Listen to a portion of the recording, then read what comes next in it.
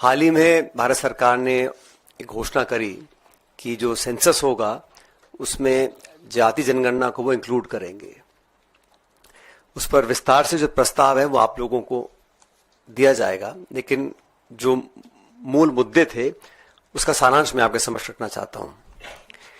हम सबको ज्ञात है कि कई सालों से राहुल गांधी जी और कांग्रेस पार्टी इस मुद्दे को लेकर बहुत प्रखर रहे और तमाम विरोध के बावजूद पूरी भारतीय जनता पार्टी, पूरी भाजपा की केंद्र की सरकार, भाजपा का नेता सालों तक इस माहौल को निर्मित करने में व्यस्त थे कि राहुल गांधी जी और कांग्रेस पार्टी की जो मांग है अव्यवहारिक है। और एक बहुत बड़े नेता का बयान आया था, बटोगे तो कटोगे, और अर्बन नक्सल कहा गया कांग्रेस नेताओं को, राहुल गांधी जी को। वही दल, वही सरकार जो 11 साल से शासन में है, उन्होंने जातीय जनगणना को देश समाज के लिए एक जहर की संज्ञा भी दी थी।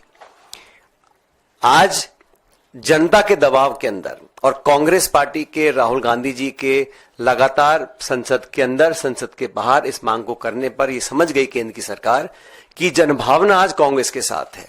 इस देश की अधिकांश जनता भागीदारी चाहती है और राहुल गांधी जी और कांग्रेस पार्टी ने बार बार कहा ये सिर्फ एक जनगणना नहीं है, ये एक पारदर्शी तरीके से, वैज्ञानिक तरीके से देश की अधिकांश जनसंख्या किन हालात में अपना जीवन व्यतीत कर रही है, कितने पढ़े लिखे हैं, क्या कमा रहे हैं, क्या खा रहे हैं। क्योंकि भारत और राज्य सरकारों का जो बजट है, उस बजट का आवंटन, नीति निर्माण करना, सहयोग समर्थन देना अभी सिर्फ अंदाजे के साथ किया जाता था।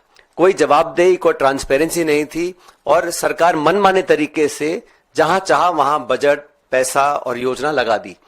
अब हमने मांग करी है कि बिना समय खोए, क्योंकि सरकार जुमले देने की बहुत आदी है, महिला आरक्षण पर एक जुमला दिया हुआ है, न जाने कब वो लागू होगा। तो हमने मांग रखी है कांग्रेस वर्किंग कमेटी ने कि एक समयबद्ध सीमा बांधकर आप कार्य करें और जो जनगणना हो उसमें जो आप किस प्रकार के प्रश्न पूछेंगे उसमें साइंटिफिक तरीके से किया जाए, पारदर्शी तरीके से किया जाए, ताकि किसी को आशंका ना हो। और हम लोग चाहते हैं कि सर्ववर्गीय समाज, पूरे देश को अगर आगे बढ़ाना है तो कोई हिस्सा पीछे नहीं छूटना चाहिए।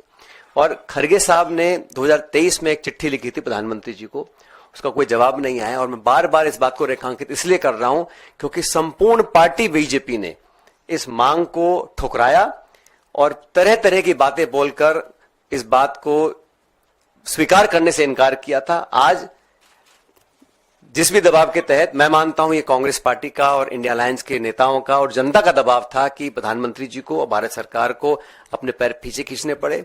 जैसे 3 कृषि फार्म लॉज वो लेकर आए थे, वो पीछे खींचने पड़े, लैटरल एंट्री को उनको पीछे हटना पड़ा।